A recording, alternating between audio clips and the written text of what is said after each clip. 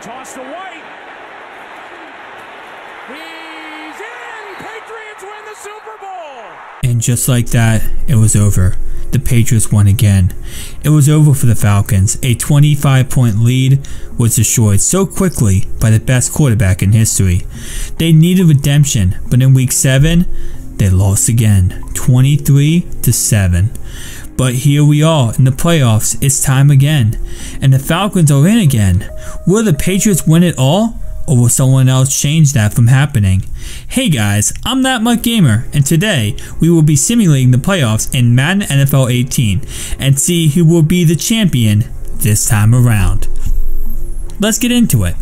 Alright guys, so now going ahead and starting with the Jacksonville Jaguars versus the Buffalo Bills. Now guys, this is going to be a very big matchup to see if Buffalo can go ahead and take the dub here, or if they're going to go ahead and take the L, and how far, and this will really kind of show us how far Jacksonville will go in the playoffs. Now if Jacksonville goes into this game, even if they win, if they show a very poor performance, this could really negatively affect them going farther in the playoffs. Now Buffalo, if they come out here and dominate Jacksonville, we honestly could see Buffalo go very far in the playoffs based on, you know, the fact that they do have a very good quarterback.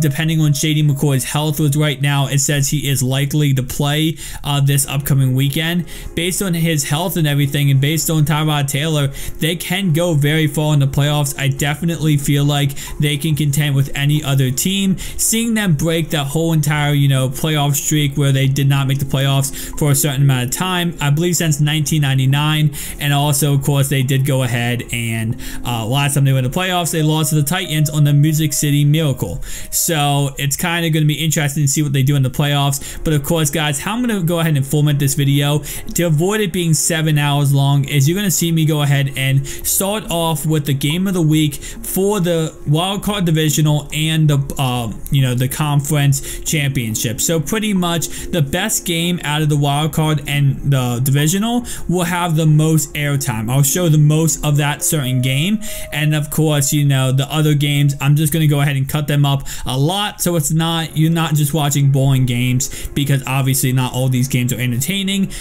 I have a game of the week for each round. Now conference, you'll see a lot of those games. You'll definitely see a lot of the conference games, and Super Bowl, you'll see the whole entire Super Bowl. Now the AFC conference game not give away who wins or who's in it, but let's just say it's going to be a very exciting game. Definitely coming down to the last wire, so definitely stay tuned for that. Make sure to like and subscribe button if you are indeed new. But second down and inches here, they're going to go ahead and check it down across the middle of the field down to the 40-yard line. Blake Bortles, which in real life will probably end up doing this, leading a lot on the young rookie running back Leonard Fournette. This will be his first playoff game with, you know, Bortles, his first playoff game, so it should be interesting to see how these two, you know, intertwine with each other and how they're going to be able to win this game. You know, again, as I said, this is going to be a very important milestone in Bortles' career. First and goal right here, they're going to check it down the right hand side, get in the end zone for a touchdown, but it is a holding call, so obviously that means this whole entire play will come back, and that is a very big dagger. Definitely in these playoff games, getting a touchdown early, just scoring your first points, is probably the most important thing to do. You know, it gets you in that kind of mindset where, okay, we can actually score, you know, we can actually do something against this team, and to see them having to kick a field goal here is definitely, you know, sad to say the least, because they had a chance of kicking a field goal and winning that game. Oh, sorry, getting a touchdown on that drive, and instead they had to kick a field goal, and that just kills it altogether. Third down and 13 here. Tyrod Taylor has all day to throw. He's going to launch to the right hand side, and he's going to end up picking up the first down here and more, about 22-yard gain, and that's definitely something the Bills are going to look to utilize in real life against Jacksonville Jaguars. Is just the simple ability of Tyrod Taylor being able to run around. Jacksonville has a very weak rush defense as Tyrod Taylor dots up that Jacksonville defense, which I was just saying, Jacksonville actually has a really doesn't have the best rush defense. They actually have a really great pass defense. So if Tyrod Taylor can do those type of things against this defense, this definitely should be an interesting game in that aspect. So again, as you can see, Tyrod Taylor definitely not, no stranger of taking advantage of the fact that he is a very good mobile quarterback, and that's gonna be something we're gonna see in this game and in real life. But the only issue is when you do run the ball a lot, you see Telvin Smith right there, the linebackers are going to go ahead and start sniffing that out, and when they start sniffing it out, let's just say it's going to become a bad day for you when you try to run the ball. So with that in mind, guys, at halftime, you can see right here it is 13-3 Buffalo over Jacksonville. So at this moment, Buffalo has a pretty secure lead. I definitely feel like, they definitely could win this game. Now, prediction-wise, I feel like Jacksonville, they've been moving the ball. They just haven't been able to capitalize off moving the ball. So at this moment, I feel like Jacksonville just needs to go ahead and have an answer for Tyrod Taylor. At the moment, they do not. They definitely are just letting Tyrod Taylor run all over them and actually not having to use Shady McCoy, which especially with an injured ankle, especially with a injury at the moment, not being 100%, not having to use Shady McCoy to beat Jacksonville would be pretty much the best thing possible for Buffalo. Can you imagine if they could actually beat Jacksonville and not have to use the star running back? That would honestly be a game changer, especially keeping him healthy to go ahead and maybe possibly play New England next week or go ahead and play Steelers next week. So definitely a very exciting play right there. But to start off the end of the third quarter, you see right there Leonard Fournette ends up getting a 60-yard rush, leading to him getting a touchdown the next play later. Skipping a little bit forward, 3rd and 4 here, and the Jacksonville defense does get a stop, which means, yes guys, Blake Bortles will need to run a game-winning drive to go ahead and beat the Buffalo Bills and send the Jacksonville Jaguars to the divisional round playoff game, which I believe will be against Pittsburgh if he goes ahead and wins this game. So 1st down and 10, Bortles going to throw across the middle of the field, and guys, this is something that Bortles needs to do in order to win a Super Bowl. He needs to be able to go down the field on a defense and be able to win a game by dotting them up with not much time left in the game. 1st down and 10, he was going to throw it to the left-hand side, end up throwing in complete pass for 1 yard gain. 2nd down and 9, here he's going to throw it right back to the left-hand side, and definitely something, he's going to go ahead and try to do is just pretty much this dink and dunk, definitely safety valves, and right here he throws across the middle of the field down to about the 19-yard line. Is Blake Bortles actually going to go ahead and beat the Buffalo Bills and actually win a playoff game? First, 2nd down and 10, he ends up taking a big sack. Definitely something that is very costly. You cannot do that right here. And then right there, he almost throws an interception. So 3rd down and 22 now becomes 4th down and 22. He rolls out to the right-hand side and tries to check it down. Throws an incomplete pass. The Buffalo Bills have officially beaten the Jacksonville Jaguars, and they will be heading to New England to play the New England Patriots. So let's go ahead. I believe if based on the scheduling, I believe that's who they would play if they go ahead and win. So let's go ahead and start off with the next game, which again will not be showing as much of just because of the fact that it is not the game of the week. This is the game of the week. So let's go ahead and look at, I believe it's going to be the Titans versus the Chiefs. So it's going to be interesting, guys. Definitely going to be a good game. Both teams are definitely interesting when it comes to scoring. Both teams have had games this year where they personally just haven't put up many points in certain games. We saw that when it came to the Titans versus the Browns, and we saw that when it came to the the Chiefs versus the Giants. Definitely having games where it's like you expect to have a really high scoring affair and you end up just having a very low scoring affair, and that's what I feel like these two teams probably will have in real life, and they might have that in this game. So it's going to be interesting to see what ends up happening. But you see right here, again, I'm not showing you entire game just because I'm trying to cut down this video a little bit to make it more interesting, because this game, I'm not gonna lie, was not the most exciting game. So yeah, so I had to cut it down a little bit. But anyway, guys, 2nd down and 10 here. They run it up the middle and they end up getting stopped. So 3rd down and 5, they end up throwing the ball here and putting it across the middle of the field. We are in the 3rd quarter now, and again, you're going to see 3-3 in the 3rd. Such a boring game, and I definitely hope the Titans versus Chiefs does not end up being like this in real life, or else this will be one awful game to watch. But 2nd down and 11, they end up holding, so it is brought back to 2nd down and 21. So just like that, that pretty much, as a Ravens fan, whenever I watch football, I always say if there's a holding call, it's a drive killer, right? It's just like it kills the drive. You could have a good drive going, get one holding call, and it's pretty much like a sack. If you think about it, you almost like you got sacked on that play, so it just kills the drive. 3rd down and 10 here, though, they go ahead and run the ball and end up not picking up the 1st down, so they go ahead and settle for a field goal, making the score 6-3. So now the Kansas City Chiefs needs to answer back. They need to go ahead and at least get a field goal, and first play they throw a deep pass and they end up getting down to about the 23-yard line, then add on 15 extra yards due to a face mask penalty called on against the Titans. And just like that, the Chiefs are at the 10-yard line, sorry, the 12-yard line, in scoring range with about 56 seconds to go. 3rd down and 11 here, they check it down to the left-hand side, end up not getting any yards, so they have to settle for a field goal, and now they have to go ahead and go to OT.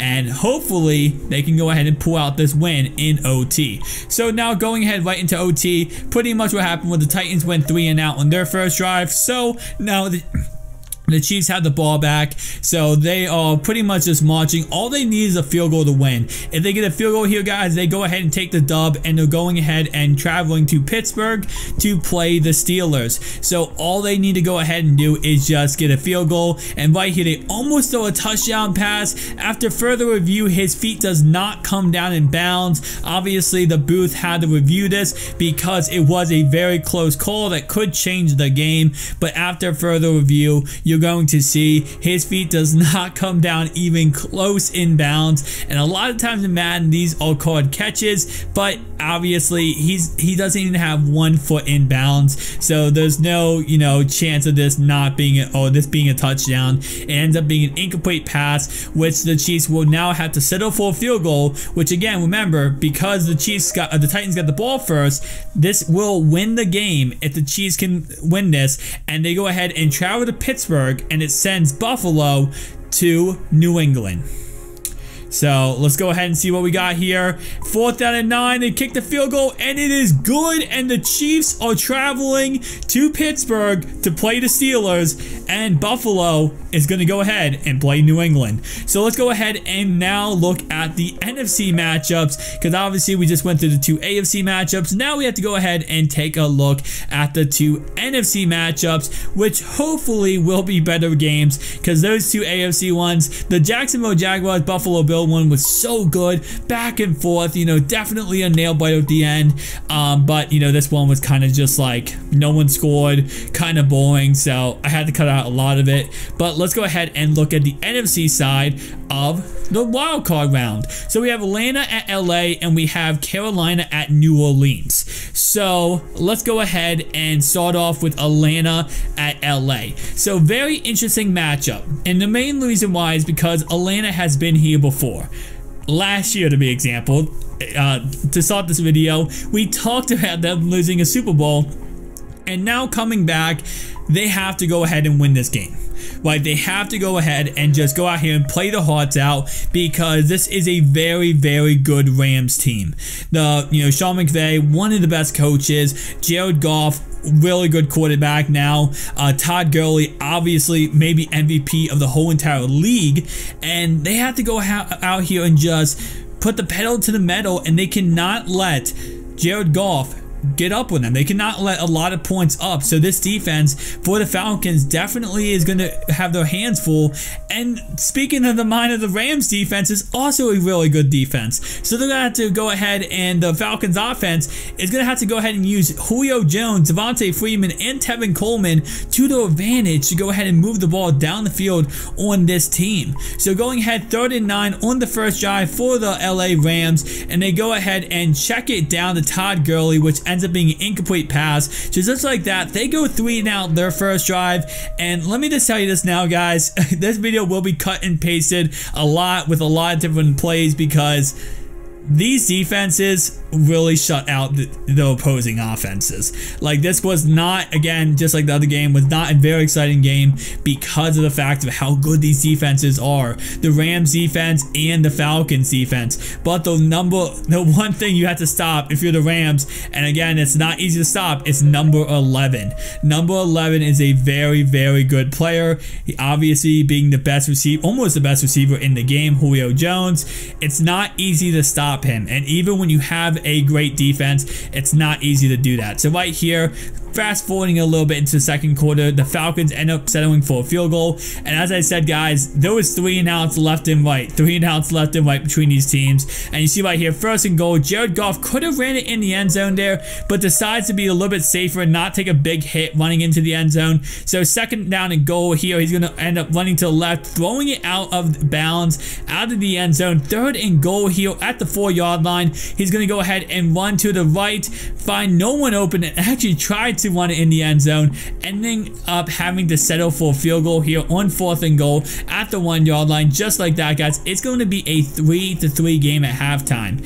So yeah, very, very good defensive stands for both teams, Falcons and of course the LA Rams. As you see right here, this is pretty much the plain and simple of what was happening the whole entire game. Just over and over again, these defenses were sacking Matt Ryan. Jared Goff was getting sacked. Todd Gurley was being shut out this whole entire game. Devontae Freeman wasn't doing much, and again, Julio Jones wasn't either. But you see right here, at the very end of the game, the Falcons actually get some kind of spark going, and they're able to actually go down the field on the LA Rams, get into field goal range, and now possibly take a shot at winning this game. And just like that, they get a touchdown, which will go ahead and seal the deal. The Rams end up going 4 and out, not able to do anything. So your Atlanta Falcons are going ahead and moving on in the playoffs to the divisional round. Sean McVay and the Rams, sorry guys, but you guys are going home. And Atlanta, could you go back to the Super Bowl? Could you do what you did last year? And could you go ahead and this time beat the New England Patriots, if the Patriots even make it this year? Going to be interesting to see how this all works out, but our first upset pretty much is this game. I'm definitely sure Vegas is going to have the Rams winning this game. And to be honest, if I had to predict who's going to win that game, I would definitely go with the Rams. So Rams fans, I know this sucks how this outcome came out, but just remember, this is not what I'm predicting. This is just what EA's predicting based on random odds and a game. So with that in mind, guys, alright, so let me just tell you this right now. You're only going to see the 2 minutes left into this game. So pretty much what happened was the whole entire game was just like, you know, it was 13-7, a touchdown, 2 field goals, 1 touchdown on the other team.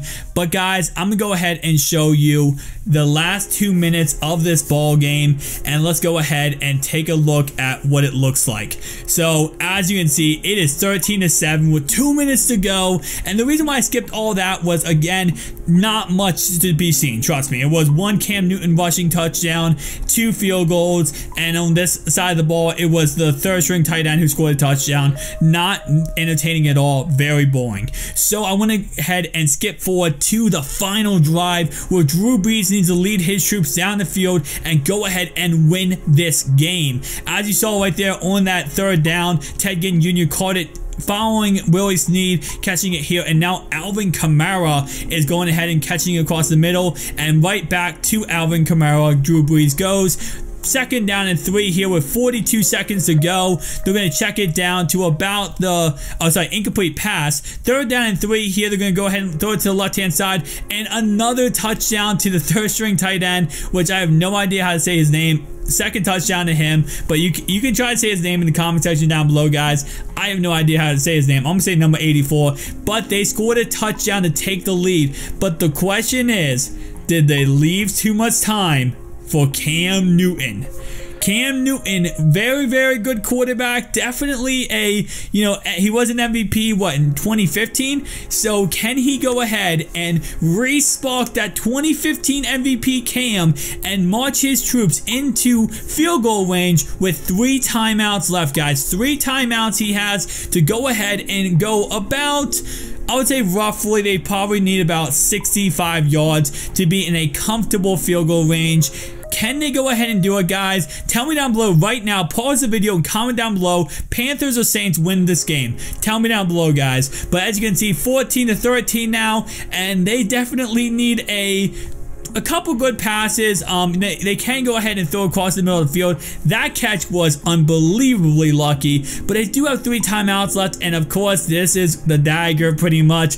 Cam Newton, he's definitely a very good mobile quarterback. He ends up pretty much running to field goal range, leading to Stewart running the ball up the middle, and now the game-winning field goal to send the Panthers to the divisional round playoff game, and it is good. The Panthers beat the Saints, and they're going ahead and going to the divisional round playoff game against the Vikings. Very disappointing how the Saints actually did go ahead and score at the last second, only leaving 36 seconds left. Normally, a team, your defense can go ahead and take care of that, and obviously not the case for this game when it comes to the Saints. So we have Buffalo at New England and KC at Pittsburgh for the division round playoff games. And guys, yes, you can see right here, he's number 56 in here. He's not number 56 in real life. He's number 92. But for some reason, they actually have him at number 56 in Madden.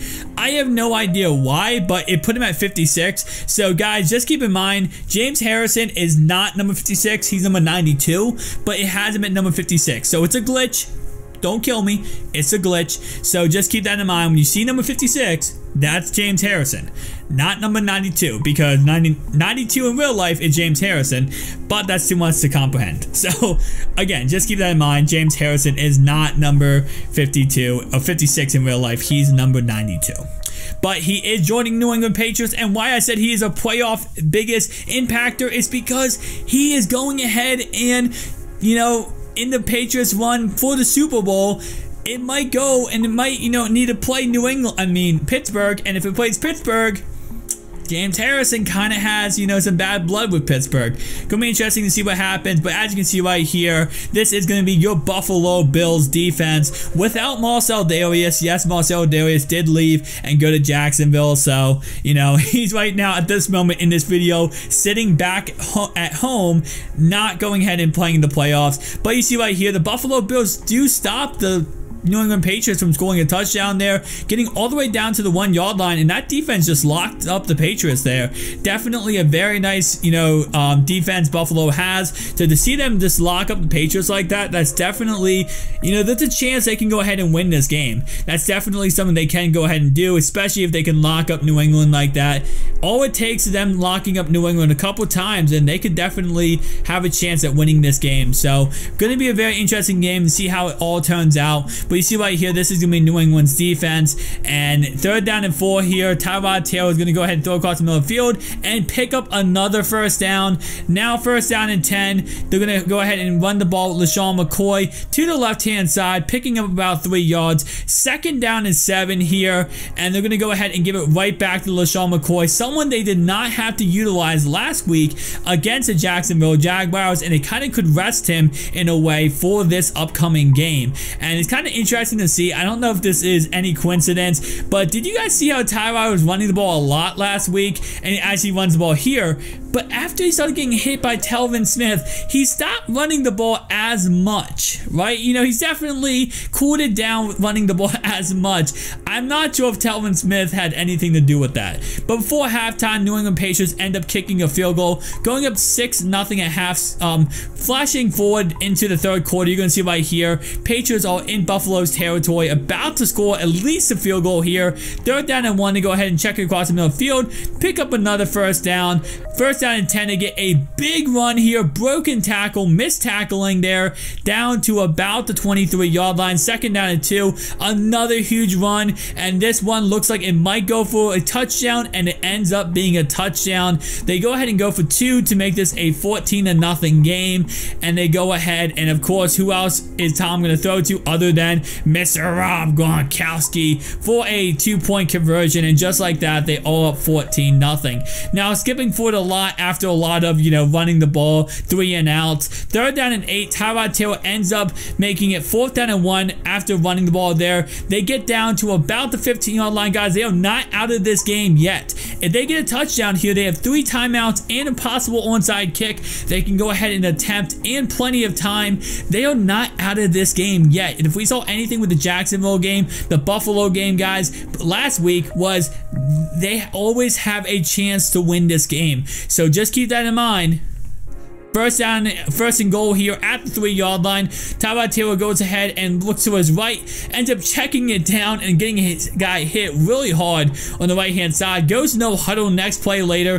Definitely needs to score very, very quickly. Onside kick at this point will probably be necessary, but 2nd down and goal. He ends up rolling to his right-hand side, throwing across the middle of the field, and it's an incomplete pass, almost intercepted. Lucky that wasn't intercepted. 3rd and goal. He rolls out to his right again, and this time he's going to throw a pick to Malcolm Butler, but Malcolm Butler is not just going to pick it off and go down. He ends up getting a 102-yard pick 6, and just like that, Tyrod Taylor just threw a pick 6 and obviously just sealed his fate, and that's pretty much guaranteed. Buffalo is knocked out of the playoffs by New England. And now New England will go ahead and be in the AFC Championship game versus one of 2 teams, the Chiefs or the Pittsburgh Steelers. Depending on who wins in that game, we'll go ahead and meet the New England Patriots in the championship. So it's going to be a really interesting championship if Chiefs make it or if Pittsburgh makes it. So it's going to be interesting to see what happens, but let's go ahead and skip. Alright guys, so I kind of took an L right here, and the reason why is because the next game is supposed to be an AFC game, but I actually ended up messing up the order. So you're going to see Atlanta versus Eagles, and then we're going to go ahead and switch to the Steelers versus Chiefs. So sorry about that, guys. Just a little mix up in the, you know, flipperoo of the matchups matched up, but it's all right. Let's go ahead and look at the Philadelphia Eagles, who are taking on the Atlanta Falcons. Now, this is, I feel like, the biggest test for the Atlanta Falcons. If they can go ahead and win this game and beat the Philadelphia Eagles, they definitely are proving they are the team to beat, and they are the team to go ahead and go and win the Super Bowl, because this is their first test. And starting off right away, Desmond Trufant goes ahead and gets an interception just like that, and that's definitely a great way to start this game off. It's a great way to prove that they are the team that are going to go ahead and go into go into Minnesota and win the Super Bowl. Like, if they can go ahead and start off a game where they go ahead and pick the ball off, that's definitely a great start, and that's the way you want to start on defense. Now, of course, 1st down and 10, great field position. Matt Ryan has to capitalize off this field position, and it looks like his pocket presence from last Super Bowl when he took the sack in a very awful situation, it doesn't look like anything has changed. He ends up fumbling the ball on the very first play, giving the Eagles a touchdown just like that. Very, very bad pocket presence.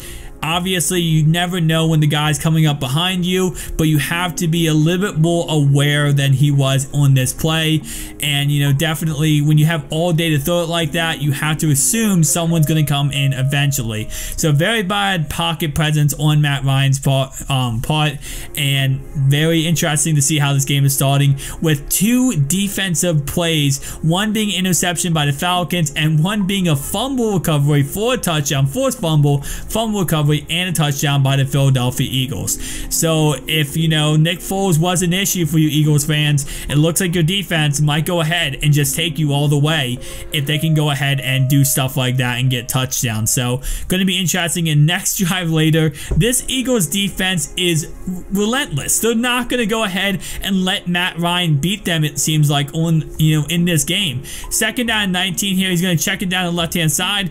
Doesn't matter though. It's a holding call, and it seems like this Falcons offensive line is not being able to hold back this Philadelphia defensive line, and that's definitely something they're really good at. They're really good at pass rushing the quarterback. And second down and 24 here after a play action handoff, and right there Matt Ryan fumbles it again for a touchdown. Just like that, 2 defensive touchdowns to start off this game.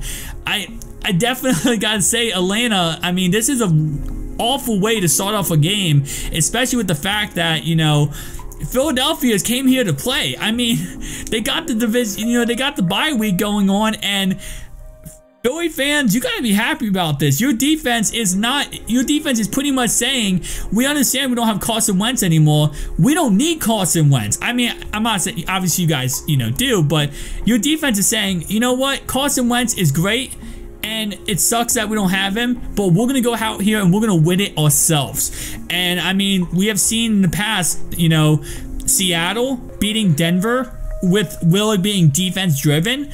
We saw in the past, we saw the Denver Broncos going ahead and beating the Carolina Panthers, very defensive driven, you know, team.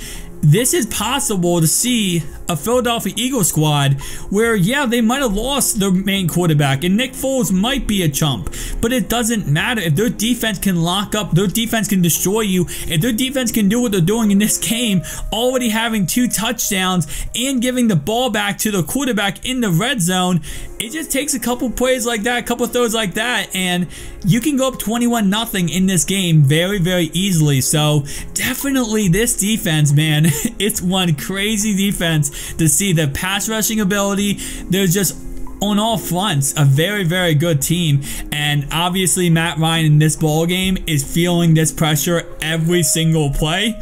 Definitely not easy to stop that. Right here though, I'm pretty sure that's a touchdown to Julio Jones. It ends up not being called a touchdown. Falcons have to settle for a field goal. That is pretty much a game changer. That call not being a touchdown changes this ball game. First down and 10 here though. They're going to go ahead and run the ball up the middle. So another chance for the Falcons to score. And I said how good this defense was, guys.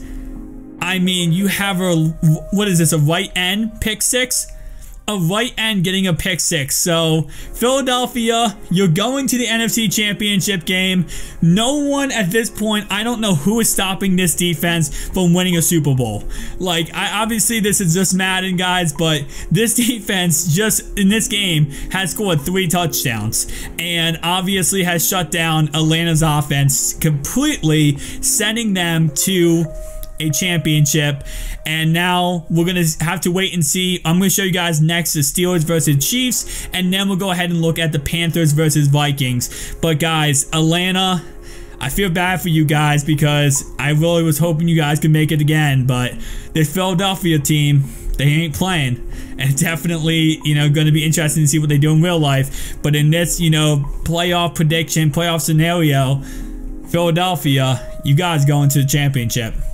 Alright guys, so let's go ahead and now look at the AFC wise, and let's see who's going to be playing New England in the AFC Championship game. Will it be the Pittsburgh Steelers or will it be the Kansas City Chiefs? Going to be interesting to see how this game works out. Now it is in Pittsburgh, and Pittsburgh does play very, very well at home. So, you know, it's not easy to go in Pittsburgh and win. And as you can see, it's a very snowy game. It's going to be a very bad condition. So, number 84. Is going to be the guy to watch today. I feel like he's going to be the number 1 guy to watch. Number 2 is going to be Le'Veon Bell. And number 3 is going to be number 19, Juju Smith-Schuster. He's going to be the 3rd guy to watch. But you see right there, 84. He's going to have one heck of a game, I feel like. Definitely the Chiefs have some issues with their secondary. They're not the best defense around. And if there's one way to beat the Chiefs, it's going to be going ahead and just giving the ball to number 84. And, you know, going ahead and just destroying that defense. Offensively, the keys to victory for the Chiefs is going to be utilizing Kareem Hunt, get Tyreek Hill as many plays as possible. Now with this, really snowy conditions, Travis Kelce is going to be a must. You need to get Travis Kelce the ball, and you need to get him the ball as much as possible. First down and 10 here after an amazing punt. Pretty much both teams went 3 and out. Chiefs punted the ball and pinned them deep. Second down and 6 after a 4-yard run. They're going right back to Le'Veon Bell. Now, the biggest thing is, I feel like the Chiefs can shut down Le'Veon Bell, but with the bad conditions, with all the snow, that's definitely going to hurt the Chiefs. And I said it to start the game. The key to victory, guys, is number 84 needs to get the ball. And when you leave him in one-on-one coverage, single coverage, no safety help, you go watch the Ravens game. You're going to see what happens when Antonio Brown is left alone, and that's definitely not something you ever want to see when your defense leaves, is leaving number 84 by himself, because 84 is a game changer, and he's going to go ahead and take advantage of any time he is left alone. So very big issue on the Chiefs' part, giving them a free touchdown because of that. 4th down and 18, they end up getting stopped on 3rd down, so they end up punting the ball. Right here, the Steelers end up fumbling the ball, but they end up getting it back. If they did not get it back there, that was such a huge fumble that could have actually gave them so much momentum and possibly a score. On 3rd down and 19, Big Ben converts it to Martavius Bryant on a very good pass right here. Simply, I believe that's the safety who misread the play and was not able to get over there fast enough. 2nd down and 9 here, the Steelers throw across the middle of the field down to about the 40-yard line, and just like that, they are back in Kansas City's range. Could go up 2 scores before halftime. Definitely would be a very difficult, climb back for the Chiefs, especially with the conditions being so bad. They had to go ahead, and coming back from multiple scores against Steelers, never an easy task to do. But 3rd down and 3 here, they end up picking up another 1st down, bringing up 1st down and 10 at the 16-yard line, and it's almost as if the Steelers are not having to be affected by these conditions. They definitely seem like they're just going ahead and playing in perfect conditions out here as Mr. Big Ben throws a touchdown pass to Martavius Bryant, and Martavius Bryant being back from his suspension this year, definitely already showing why he is definitely 100% a playmaker. 4th down and 11 here, Steelers attempt a field goal, and they end up making it 17-0 in the 4th quarter, and just like that, game's over, guys, and the AFC Championship we all thought would happen is going to happen. Pittsburgh is going to play New England. Philadelphia, who will they play? Will Philadelphia play Carolina, or will they play the Minnesota Vikings? Going to be interesting to see how that game turns out, but guys, here we go. Pittsburgh versus New England. Going to be a fun game to watch, but let's go ahead and see what happens in the NFC so we know who's fighting for the Super Bowl. So Carolina versus Minnesota. 2 very good teams, 2 high potent offenses, and 2 very good defenses. I say that, with extreme effort, guys, because both of these defenses are top in the league. Obviously, Luke Kuechly being one of the best middle linebackers in the whole entire game. So whenever you have to play him, it's never a fun task. And obviously that rookie sensation right there, Christian McCaffrey, is going to try to go ahead and beat the Minnesota Vikings. He's definitely going to try to help out Cam Newton, getting open, running the ball, and actually going ahead and beating these Vikings. Now, the Vikings are really hard to beat because they have a great defense. Offensively, they have some really great receivers and a good halfback. But you see right here on the first drive, Cam Newton out here throwing it to the other team, throws an interception. 2nd down and 12 here, and they're going to go ahead and run the ball up the middle, go ahead and get pretty much into field goal range. 3rd down and 2 here, they're going to run the ball again to the right hand side, a big hole, and just like that, they get down to about the 16-yard line, and the Minnesota Vikings are about could possibly score here. 3rd down and 6 here, and they're going to throw it in the back of the end zone. This is not a touchdown. They call this a touchdown, but you're going to see in the review, guys, it's not a touchdown. He did not get both feet down. This was a blown call by the refs, and this is definitely a issue that happens in the real NFL and happens in Madden too. You see, one foot is down and the second foot does not come down. That is in fact an incomplete pass, which they called a touchdown. Definitely a game-changing call in some aspects when it comes to giving a free touchdown to a team that the guy simply was out of bounds, but the refs missed the call. So 2nd down and 5 here. They're going to go ahead and run them 1st down, and you're going to see Carolina definitely does have a really good offense. They're going to be able to move the ball pretty efficiently on this Vikings defense.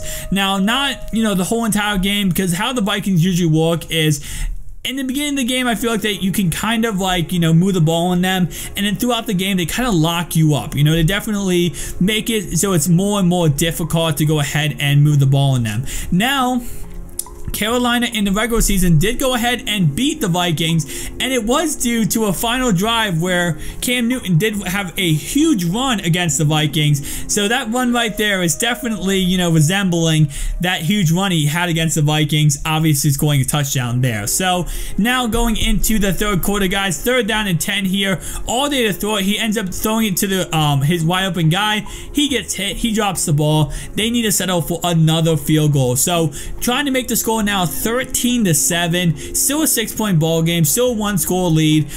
Carolina's not done. Carolina's still in this ball game, so they definitely need to go downfield and get some kind of a drive going. And you can see right here, they end up going 3 and out, giving the ball, well, not 3 and out, they little bit of, they ran some clock off and they went down the field a little bit, giving the Vikings the ball back, and the Vikings score a rushing touchdown, which pretty much just steals the game. They end up kicking a field goal in the 4th quarter, and that's ball game, guys. So the NFC Championship game is going to be Vikings versus Eagles. AFC is going to be Patriots versus Steelers. Now again, I'm just going to tell you again, I cut out a lot of these plays because they scored 7 points in the whole entire game. I could show you guys them just literally running the ball, maybe getting a couple 1st downs, then punting it over and over again, but I cut all that out because, of course, that is very boring.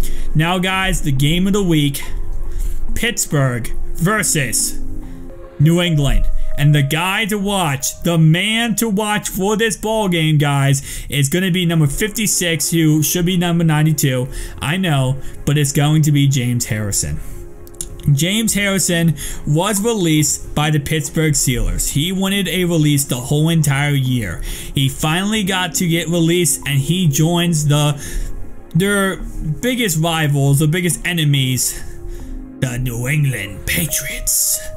So, James Harrison, can he go ahead and ruin the Pittsburgh Steelers Super Bowl chances by beating them and causing Ben to fumble, sacking Ben, and just ruining their chances of winning a Super Bowl and getting their 7th Super Bowl? So, 1st down and 10. Brady's going to go across the middle of the field here, and he's going to start going to work right away. Brady's not, he's definitely remembers week 15, and he wants to just destroy this team. He wants to get to a Super Bowl. He's not running the ball. He's running play action plays, trying to just go down the field here. 1st down and 10 here, and he ends up taking a sack, and definitely not the way you want to start off a game. 2nd down, they end up throwing an incomplete pass. So 3rd down and 16 here, all day to throw it, and he ends up throwing across the middle of the field right to, I believe is that Rob Gronkowski or Chris Hogan. Next play later, he ends up throwing a touchdown pass to Brandon Cooks, and just like that, New England's on the board 7-0. After a 3-and-out drive by the Pittsburgh Steelers, New England gets the ball back, and right here they're going to check it down to the left-hand side, and this is already starting to look really, really bad. Almost as if New England is just going to cakewalk the Steelers for a Super Bowl ring, right? 3rd down and inches, they run the ball, get a 1st down. First down and 10, they're going to run the ball again, and this is when New England kind of goes more into a run-first type of offense because they feel like, okay, we moved the ball efficiently, throwing the ball, let's go ahead and start to run the ball. Third down and 9 here, and New England is going to go ahead, have all day to throw it, and Tom Brady takes another sack, eliminating them from having a chance of getting points on that drive.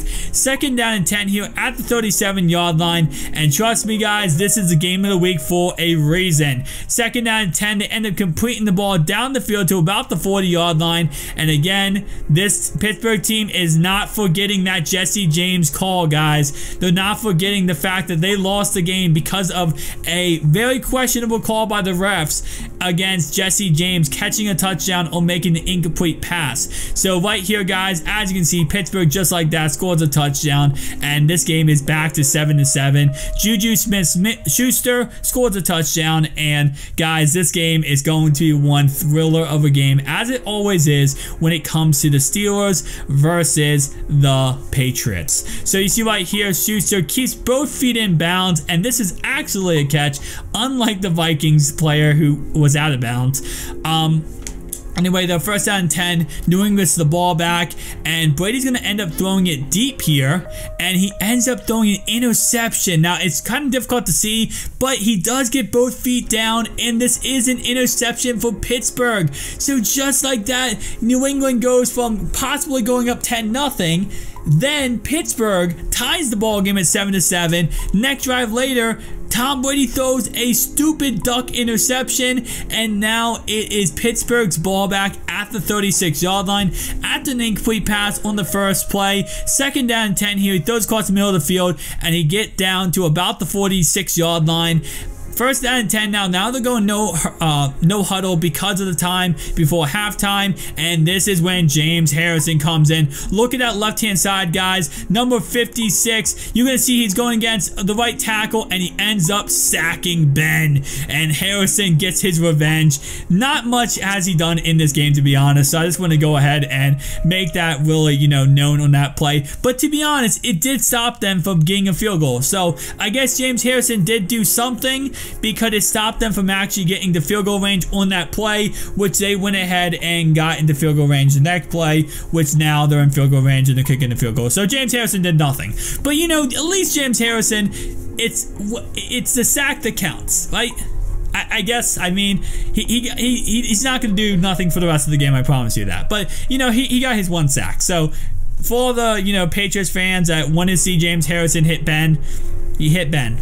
Yay. Second down and 3 here, though. At the 32-yard line, they throw it across the middle of the field, and he gets decked. The ball comes out loose. Third down and 3 here, and Ben's going to throw it right back at that area. Ends up being an incomplete pass, so now still a 3-point ball game. Brady is not going to throw another interception. He's not going to mess around here. First down and 10, he throws a deep pass, and you got to tell me this is not pass interference. Now, this is franchise mode, so there is pass interference in franchise mode, guys. Tell me down below right now in the comment section, guys, is this pass interference? Now, you're going to see the replay right here.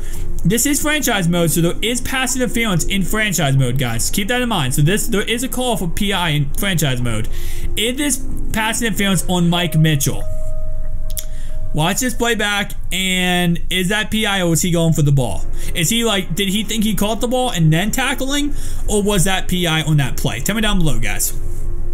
Third down and 6 here. They end up picking up a first down by running a screen pass. First down and 10. They run the ball up the middle and end up getting another first down. Second down and inches. They end up again running the ball. And this is something, if you want to beat Pittsburgh, definitely running the ball. If you can open up the passing game and run the ball effectively, you will do a great job of beating Pittsburgh. But you see right there, they get down to the 1-yard line. Second down and goal here.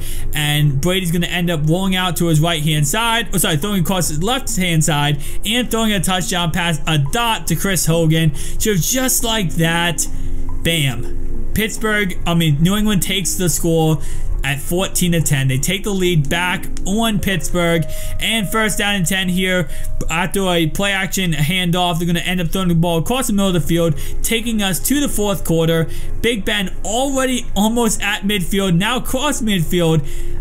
I gotta say, Ben's definitely, you know, he's not messing around for that Week 15 loss, man. He's definitely gonna try to go ahead and put up as many points as possible on this New England team. He's definitely not happy that he lost the game, and they're not playing in Pittsburgh right now because of one call. And as Martavis Bryant gets his second touchdown of the game, and just like that, Martavis Bryant he's electric, and you know, definitely him being back was a huge thing for New England. I'm sorry, for Pittsburgh, and obviously it's a really huge thing for New England to have to play against him. 3rd down and 17 after the sack, and are you surprised Tom Brady goes right back to Rob Gronkowski like he did on the final drive against Pittsburgh in that real game? He went to Rob Gronkowski every play the final drive. Are you surprised he's going back to Rob Gronkowski here? 2nd down and 4, he's going to throw across the middle of the field down to about the 37-yard line. 1st down and 10, he is going to go ahead and throw across the middle of the field, get down to about the 20-yard line, check that at the 20. 4th down and 11, they end up kicking a field goal, tying the game at 17 apiece. Now this is when stuff gets interesting. Both teams end up going 3 and out back to back. So it's a 17-17 game, and both teams go back to back 3 and out. Okay, so you're saying the defenses are locking up, right? The defenses are getting awesome. They're locking up each team until someone gets open. You see Ben, he sees someone open, and yes guys, for some reason they put one-on-one coverage with AB. Antonio Brown was one-on-one coverage, guys, on that play, and you know what happens when Antonio Brown's one-on-one. Ben will always throw it up to Brown, and obviously on that play, 70-yard touchdown. Bam, Antonio Brown destroys New England on that touchdown. But this is Tom Brady. This is not no bum quarterback in there, guys. This is Tom Brady. So can he go ahead and lead his guys down the field and get a touchdown and tie this ball game? This is definitely something, you know, Tom Brady has done countless times. If any quarterback can do it, guys, Tom Brady can do it in this situation. He's one of the most clutch quarterbacks. So 2nd down and 10 here is going to go ahead and check it down to the left-hand side. And they have to call a timeout here. Very crucial. They get the timeout in. 3rd down and 8. And Tom Brady's going to throw across the middle of the field. I have no idea who he was looking for, but Mike Mitchell picks off Tom Brady, and Mike Mitchell is sending the Pittsburgh Steelers to the Super Bowl. And just like that, guys, Pittsburgh Steelers are going to be one of your 2 Super Bowl contenders because of Mike Mitchell's interception. Now, obviously, if Mike Mitchell doesn't catch that, they have another play, a 4th down play, which Brady could have thrown a touchdown pass. So that interception obviously had to be the play of the game, maybe the play of the week, depending on what happens in the NFC game against the Eagles and Vikings. But guys, that was such a huge interception. So Mike Mitchell, congratulations, you are sending the Pittsburgh Steelers and you're sending the New England Patriots to pack their bags because the Steelers go into playoffs and the Patriots are going home. So just like that, the Steelers have a chance at a 7th ring. So let's go ahead and look at who they will be playing. Will they be playing the Vikings, who would actually be at home in the Super Bowl, or are they playing the Philadelphia Eagles with that monster defense? To be honest, the Eagles defense would be kind of interesting to see what they could do against Pittsburgh. Obviously, Minnesota also has a really good defense. Minnesota just has a better offense than the Philadelphia Eagles at the moment with the lack of Carson Wentz. And I have no idea what they're doing there and why Nick Foles has gray hair. But to be honest, why question things in life, right? So let's go ahead and get this game started. So the first drive, as you can see, the Eagles went right down the field on the Vikings. Just like that, they go right down the field on them. 3rd down and 7 here. Foles is going to go ahead and be under pressure and ends up completing the ball down to the 42-yard line. Next play, Lay is going to throw the ball to the left-hand side. Ends up getting the ball, again, down the field. He's definitely not the worst quarterback in the world, except when he does stuff like this. Dots him up. Dots him up. Exactly. Just like that, guys. Dots him up. He's not the worst quarterback in the world. I definitely feel like he could win a Super Bowl if he just doesn't make mistakes and doesn't throw stupid passes. But 3rd down and 12 here, he's going to run a play action handoff. end up almost taking a sack, throwing it to the right-hand side, and this is what I was talking about. Just a couple plays too early. He ends up throwing an interception, and plays like that to Xavier Rhodes, definitely not a good idea. And that's what I feel like Foles does a lot, is when he's under pressure, he has nowhere to go. He kind of just likes to throw the ball up, and that's definitely something that could, cost you a lot when it comes to, in football, it costs you a lot. Now, Philadelphia Eagles don't only have a good defense, they also have a really good special teams. And, of course, this defense is going to score another touchdown. I don't know how this defense is doing this. This defense now has 4 touchdowns in the playoffs. This defense now officially has more touchdowns than the offense does in the playoffs. How is this possible? How can a team, guys, have more touchdowns on defense and special teams combined, but defense is special teams kind of, than the offense has? Like, this is honestly mind-boggling that their defense and special teams might take Philadelphia to a Super Bowl when their quarterback, Nick Foles, hasn't done much in these playoffs so far. So, very weird how their quarterback has 1 touchdown and their defense has 4. But the Minnesota Vikings does end up getting stopped in the red zone here, having to settle for a field goal. And as I said before, guys, that defense is really, really good for Philadelphia. And when you get into the red zone, it gets really, really difficult to be able to pass on them. First down and 10 here, though. And as you're going to see, Case Keenum, he ain't fazed by pressure. He dots up this Eagles defense for a touchdown just like that, taking the lead back at 10-7. You can't mess with Case Keenum. He's a dot expert. But in the third quarter, the Philadelphia Eagles, after a long teeterous drive, is going to go ahead and tie this game at 10 apiece with this field goal. So just like that, guys, it is 10-10, and there's still life left in both teams. This definitely is going to be an interesting finish to see how this ends up, finishing. But guys, winner goes to the Super Bowl against the Steelers. So I don't know if that's even, if that's going to even be, a winner in this situation, because the Steelers are a very, very good team. Now, 4th and goal.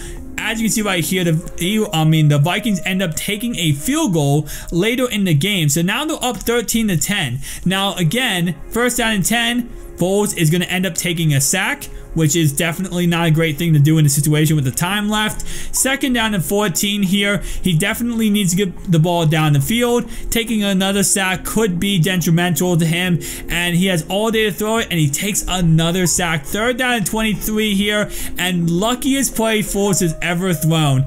Ends up throwing a pick, but because the guy stops for a second, it's not a pick 6. Now, because of how good the Eagles defense is, they hold the Vikings to a 3-and-out at the 6-yard line. Guys, that's how good this defense is. They hold a 3-and-out twice at the 6-yard line, now keeping the offense in the game and giving them a chance to win this game. And you see now Foles is getting down the field to the 35-yard line. Second down and 10 here, all day to throw it, and he takes another sack. Definitely something he could not, he definitely needs to avoid any kind of sacks in this game. And he took 3 unnecessarily, and right there he almost throws another interception. 4th and 25. If he doesn't get this, the Vikings are going to the Super Bowl, and he throws an incomplete pass. So guys, the Vikings are going to the Super Bowl versus the Pittsburgh Steelers.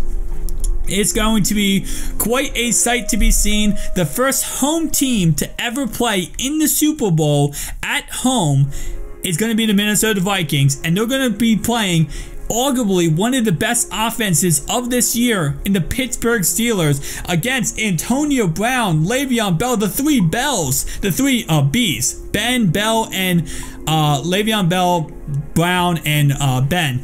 The 3 Bs are going to be playing against the Minnesota Vikings, guys. Definitely going to be interesting to see how they can do against this Vikings defense that is definitely one of the best in the league, if not the best. Case Keenum, Adam Thielen, Stephon Diggs, you guys need to show up in this game. You guys need to go ahead and go out there and just smash mouth football. It's going to be interesting to see, but Vikings versus Steelers, who can go ahead and take the dub here? Let's go ahead and get to the introductions of your Super Bowl for your Minnesota Vikings. And as you can see them running off on the field here, very, very awesome squad, very, very awesome. Going to be in all whites and purple, which is kind of interesting. Now the Steelers are going to be more of a home uniform type of thing, which is kind of weird because the Vikings are at home and the Steelers are away, which doesn't make any sense. But anyway, you can see right here, the Steelers all going to be in the black and yellow. So it's going to be an interesting game, guys. Mike Zimmer definitely needs to go ahead and find an answer for Antonio Brown. I'm just telling you, I said this in the Chiefs game, and I'll say this in the Patriots game, and I'll say it in this game. If you leave Antonio Brown one-on-one coverage, he's going to burn you deep for a touchdown. So I'm just hoping the Vikings in this game do not go ahead and make that same mistake that other teams are making, it seems like, in these playoffs. You got to go ahead and double team Brown every single play. Now the issue was, though, the Patriots was double teaming Brown. Brown had one touchdown on them, which was a 70-yard touchdown. But other than that 70-yard touchdown, you know, Martavis Bryant had 2.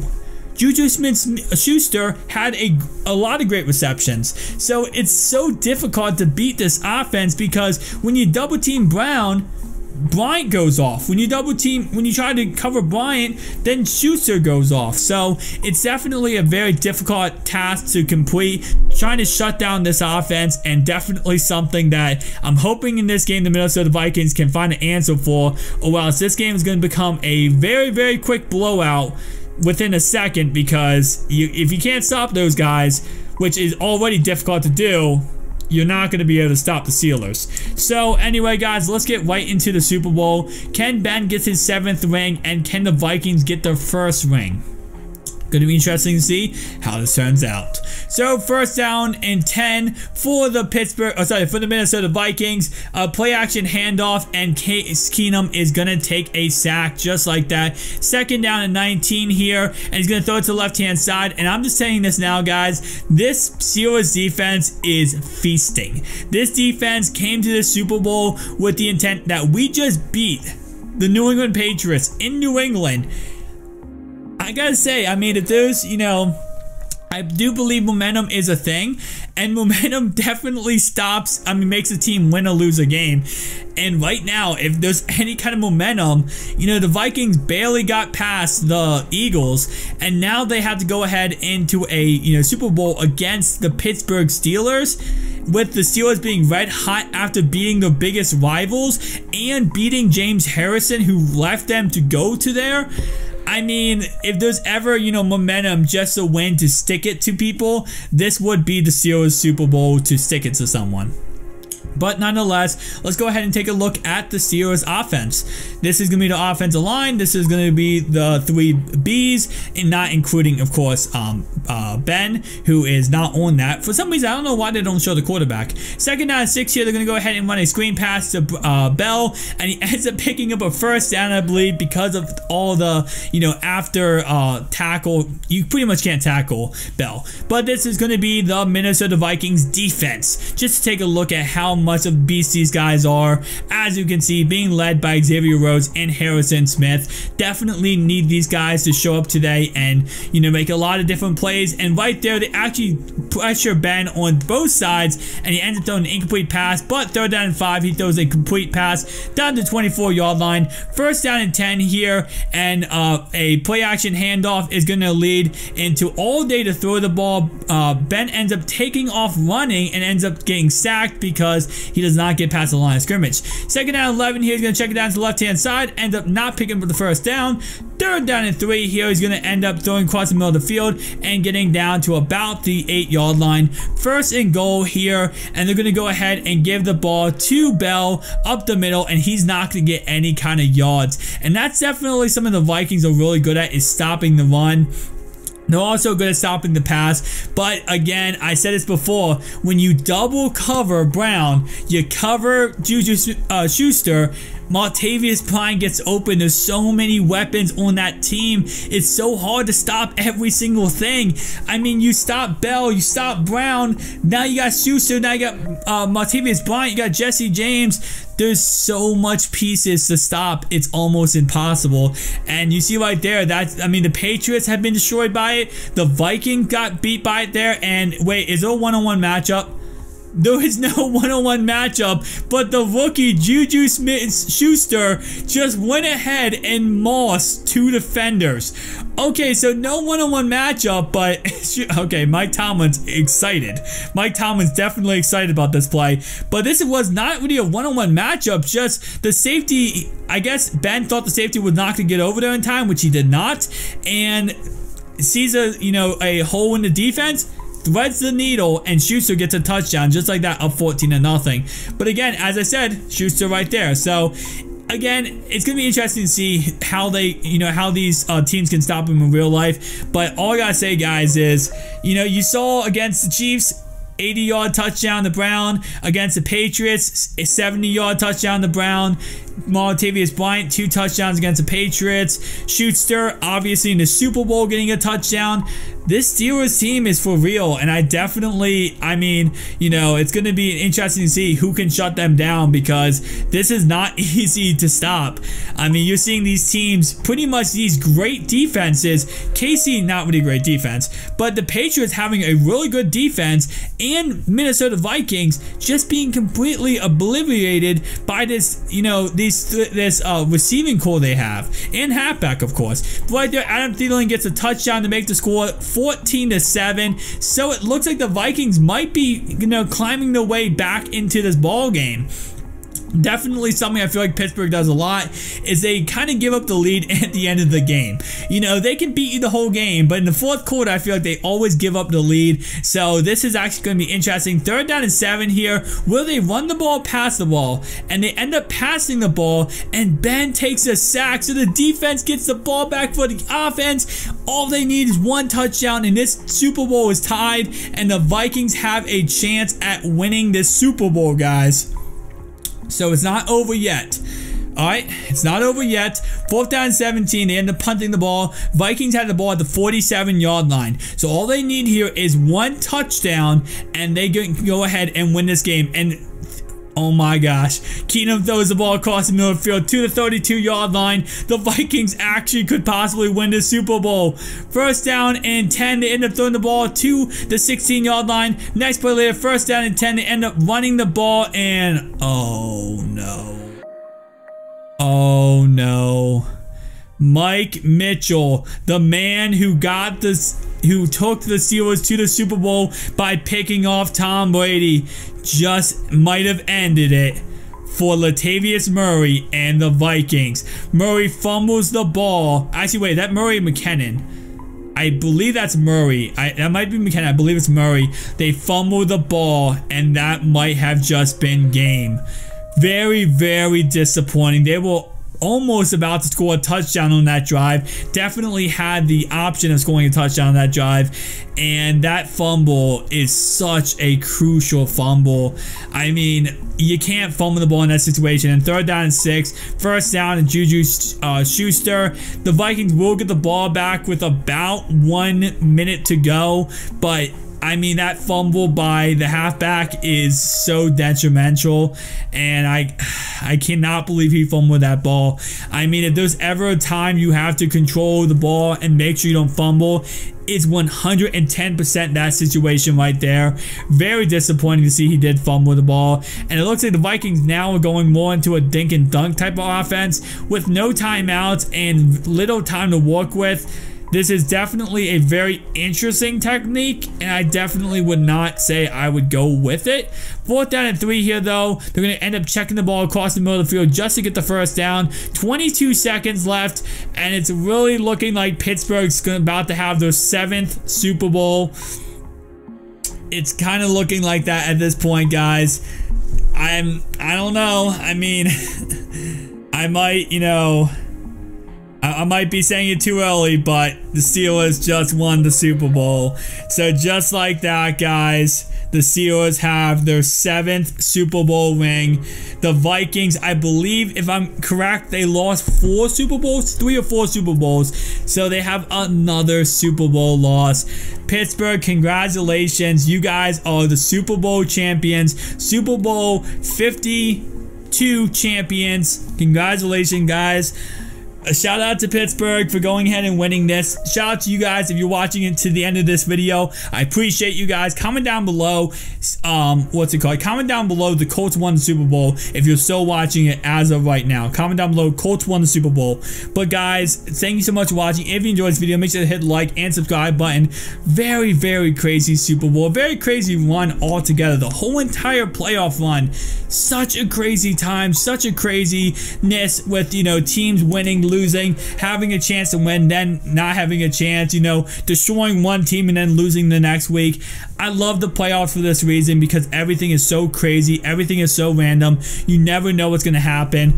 But all I gotta say is, James Harrison, you don't have a ring now because you don't have a ring this year because of the fact that you didn't stay with Pittsburgh. You decided to go to New England, you left Pittsburgh, and now you're in this situation. So guys, once again, I say it again, thank you so much for watching. If you enjoyed this video, make sure to like and subscribe button.